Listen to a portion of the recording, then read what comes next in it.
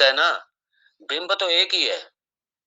आत्म तत्व परमात्मा तत्व वो तो एक ही तत्व है। समझ गया नहीं? एक ही तत्व है वो कोई अलग नहीं है।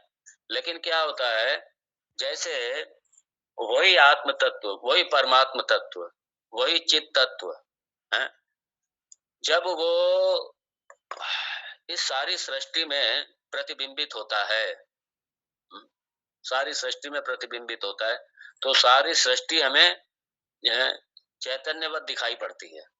ये जो हमारा शरीर है, तो वही वही जो बिंब है, जब इस उपाधि में जब ये प्रतिबिंबित होता है, मान लीजिए देखो क्या है ना,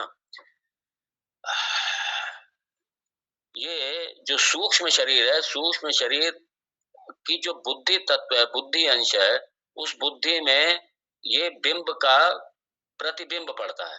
समझ में आया नहीं?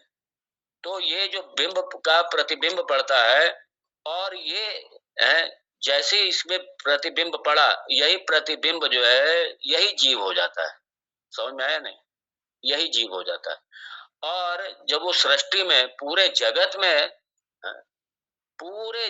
में जब उसका वो पड़ता है, प्रतिबिंब पड़ता है, तो यही सारा विराट रूप से सारा जो ईश्वर है, यही जगत यही जगत में यही ईश्वर का एक तरीके से प्रकटीकरण हो गया सृष्टि के रूप में।